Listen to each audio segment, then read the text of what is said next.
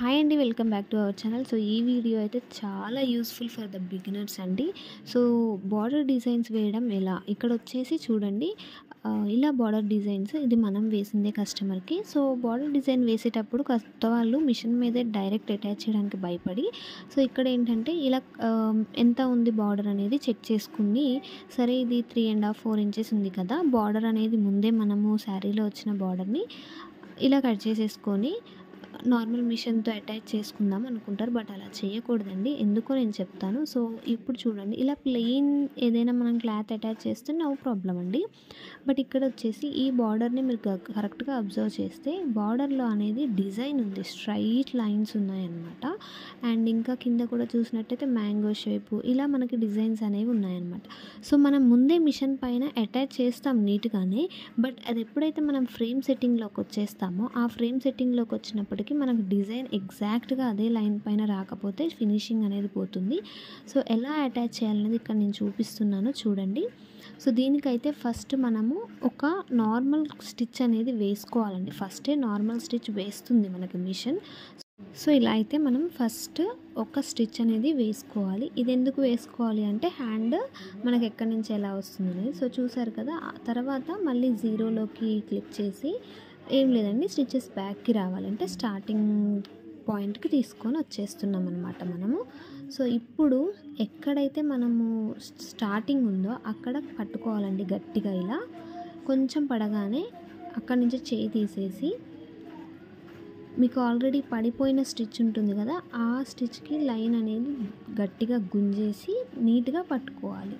రెండు వైపులా మన హ్యాండ్సే పట్టుకోవాలి అంటే అది తొందరగా, అంటే స్టార్టింగ్ వాళ్ళకి అవ్వచ్చు అవ్వకపోవచ్చు. సో అందుకే ఫస్ట్ కొంచెం స్టిచ్ చేసేసి మిషన్ ఆపేసి మళ్ళీ వెంటనే ఇటు నేను ఇప్పుడు పట్టుకున్నాను కదా లాస్ట్ ఎడ్జ్, సో అది గట్టిగా పట్టుకొని లైన్ అనేది మిస్ అవ్వకుండా వేసుకొని వెంటనే మళ్ళీ అది అయిపోగానే మిషన్ అనేది ఆపేయాలండి. వర్క్ అవ్వకుండా మిషన్ అనేది ఆపేస్తామన్నమాట. సో ఇలా నీట్గా ముడతలు ఏమీ ఉండకుండా నీట్గా సెట్ చేసుకోవాలి. సెట్ చేసుకున్న తర్వాత మనకి ఎన్ని ఇంచెస్ అయితే బార్డర్ కావాలో అన్ని ఇంచెస్ పైన కూడా ఒక స్టిచ్ అనేది వేసుకోవాలి. లేదు అంటే ముడతలు చాలా వస్తుంది కాబట్టి. సో ఇక్కడ చూసారు కదా, మనకి 4 ఇంచెస్ పైన నేను చూపిస్తున్నాను కదా, సో అక్కడ వరకే మనకి బార్డర్ కావాలి. బట్ ఈ డిజైన్ అనేది ముందే పడుతుంది అనమాట, అందుకోసం నేను ఇది ఫార్వర్డ్ చేస్తున్నాను. ఇక్కడ డిజైన్ అనేది చూస్తే నేను స్టిచ్ చేయట్లేదండి, జస్ట్ ఫార్వర్డ్ చేస్తున్నాను. మీకు కనిపిస్తుంది కదా ప్లస్ అనే సింబల్ బ్లూ కలర్ థ్రెడ్తో. సో దీన్ని మొత్తాన్ని కూడా ఫార్వర్డ్ చేసుకోవాలి.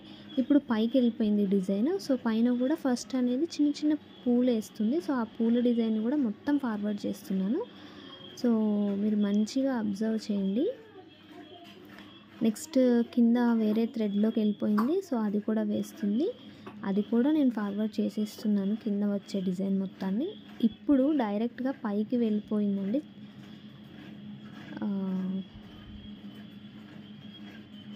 సో చూసారు కదా, ఇప్పుడు పైన లైన్ అనేది వేసింది. సో ఆ లైన్ని మనము ఫస్ట్ వేయాలన్నమాట. ఈ డిజైన్ అంతా వేయకూడదు, జస్ట్ ఆ పైన లైన్ మాత్రమే మనము ఫస్ట్ డిజైన్ వేయాలి. సో నేను బ్యాక్ వచ్చేసాను, ఆ లైన్ అనేది నేను ఇప్పుడు వేసుకుంటాను.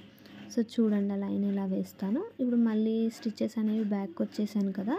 సో ఇప్పుడు చూడండి, అది ఎన్నో నీడిల్ పడుతుంది అనేది మనం తెలుసుకోవాలండి. సో ఆ నీడిల్ ఎన్నో నెంబరో ఆ నీడిల్ దగ్గర చూపిస్తున్నాను చూడండి. ఇప్పుడు నేను పడేది లాస్ట్ ఈ నీడిల్ పడుతుందండి. సో ఆ నీడిల్ దగ్గర కుట్టు పడుతుంది కాబట్టి నీడిల్కి దగ్గరగా ఉండకుండా కొంచెం దూరంగా టైట్గా చేసేసి క్లాత్ని ఫస్ట్ అలా స్టిచ్ వేసుకోవాలి.